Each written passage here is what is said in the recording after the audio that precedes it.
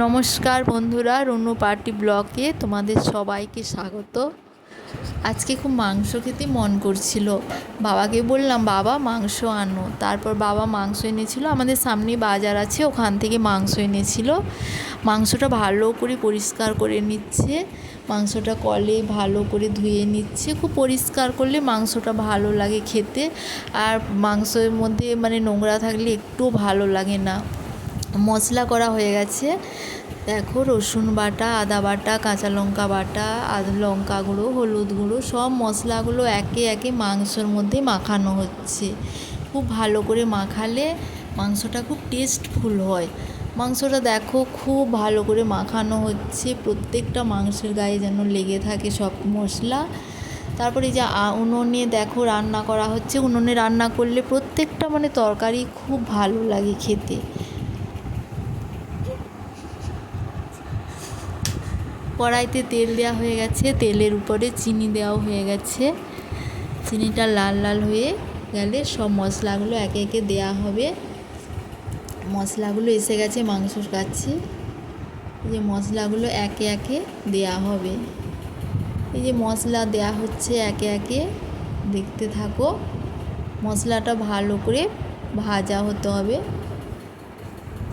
মাংস রান্না, এই যে তারপর পেঁয়াজটা দেওয়া হচ্ছে। মাংস রান্না কীভাবে আমরা করি, সবাই তো মাংস রান্না করো বাড়িতে, প্রত্যেকে প্রত্যেকের মতো করো। আমরা কিভাবে মাংস রান্না করি তোমরা দেখতে থাকো।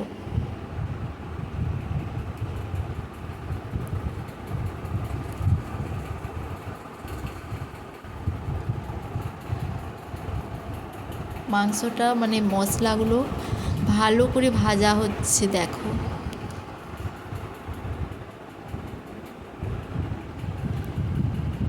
তারপরে এই যে কাঠের জাল, ওই জালে মাংস রান্না করলে এত টেস্টফুল হয় বন্ধুরা, কি বলবো। তোমরা হয়তো গ্যাসে রান্না করো, অনেকে ভাবে দিদিরা কেন উনুনে রান্না করছে, কিন্তু আমাদের কি বলো তো, মাংস বা অন্য কিছু তরকারি রান্না করলে উনুনে করা হয়, খুব ভালো হয়, টেস্টফুল হয় খেতে।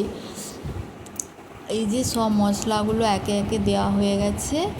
তারপর মশলাটা যে জল মশলার একটু এটা ছিল, বাটিয়ে গুলে সেটা আবার দেওয়া হচ্ছে। মশলাটাকে নাড়া হচ্ছে ভালো করে, নাড়তে নাড়তে ভালো করে মশলাটা যখন দেখবে তেল বেরিয়ে গেছে মশলা থেকে, তখন মাংসটা দেওয়া হয়ে গেছে।